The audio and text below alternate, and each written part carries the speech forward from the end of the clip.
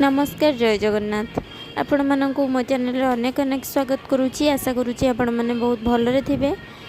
आज मु बनई गोटे भोजी स्टाइल आंब खट्टा जेहेतु एबे आंबर सीजन आसीगला आउ एबे आंब भी पाचिला आंब भी मार्केट को आसिला बट कंचा आंबर जो खट्टार रेसिपी पूरा भोजी स्टाइल मुझे से रेसिपीटी आपण मान सहित शेयर करी।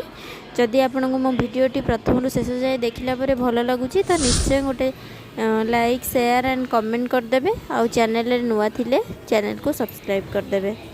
एबे आसंतु देखिबा भिडियोटी संपूर्ण रेसिपीटी देखंतु।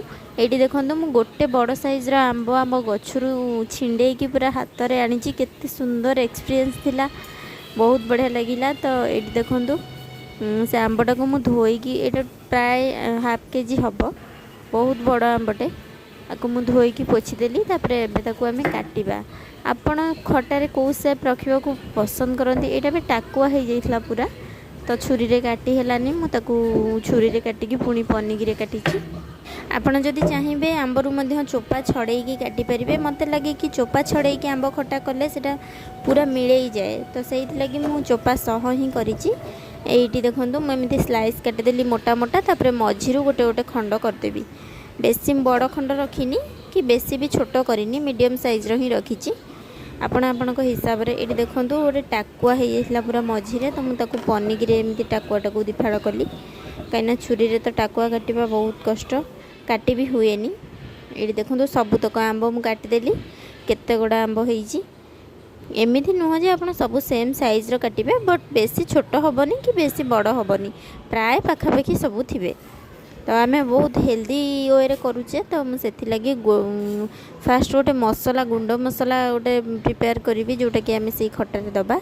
एथि मुझे गोटे टेबुल स्पून पान मधुरी आउ गोटे टेबुल स्पून जीरा ताको आमे भल से भाजी दबा टिके खाली अल्प खाली टिके क्राकल हो आसिले आमे ताको जेतले हमर बास्ना पूरा हल्का बाहरी आसीबो तो सेति बेले आमे गैस बंद कर दबा आउ पूरा हाई रे भी भाजीबानी पोड़ी जीवो जेमदी हमर भाजी हो जीवो तो आको गोटे पात्र को काढ़ी दबा नहले से पात्र रे रहिले तो एटा गरम थिबो ना से कड़ाईटा तो एटा आहुरी पोड़ी जीवो ताको मु दरदरा गुंड कर देबी। आपण जदि चाहिबे हेमदस्ता रे भी दरदरा कुटी परिबे तो मते ग्राइंडर रे एमदी बुले देली दी थर तो एटा हे गला दरदरा गोटे पाउडर हे गला।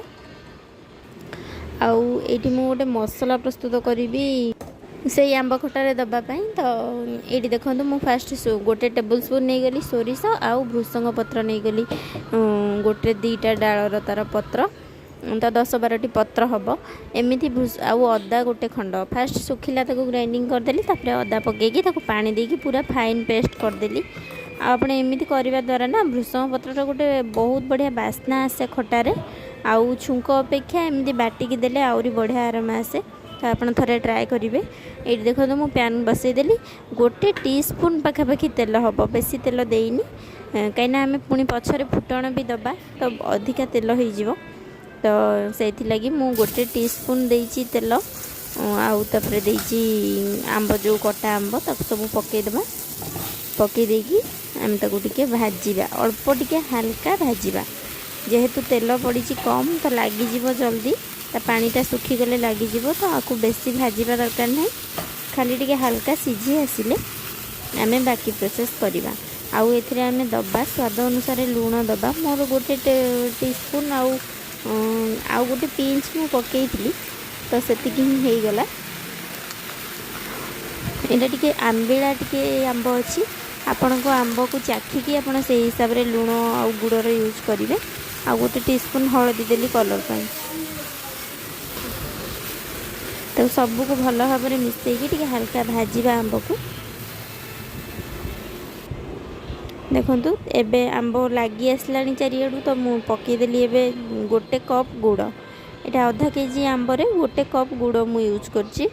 देखंतु गुड़ मेल्ट हो गला तो एबे आमे दबा आउ हमर बाकी मसला गुड़ को भल से मेल्ट होबा को छाड़ीबा गुड़ भल से पूरा मेल्ट हो गला परे आमे ताकू बाकी आउ मसला जहाँ हमर अच्छी सेडा सब यूज करबा।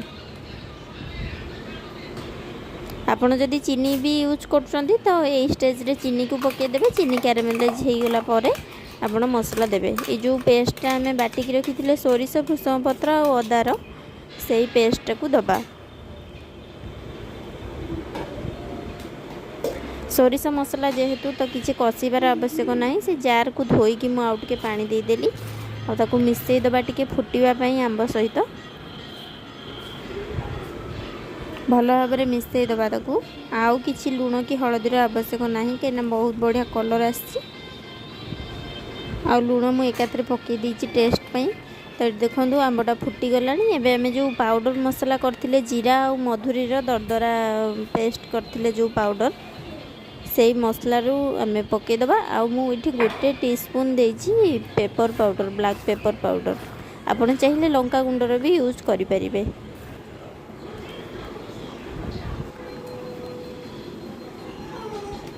सबू मसला को देकी भल भाव में आम मिसई दबा। देखो ग्रेवीर कंसिस्टेंसी केमिति आसी पूरा परफेक्ट ना। पानी दबा दरकार ना किसी बेसी भी सुखिला है तो बहुत बढ़िया अच्छी थिकनेस अच्छी ग्रेवीर। तो ये देखो देखा चेक करवा टी मुझे 2 मिनिट पर सीम रे घोड़े देती। ये देखो आंब पूरा परफेक्ट सिझी आ गोटा गोटा भी अच्छी। ग्रेवी भी आमर पूरा ठीक मोटा अच्छी। तो किसी भी माने आंब को दाबा कि कौन करवा किसी दरकार नहीं।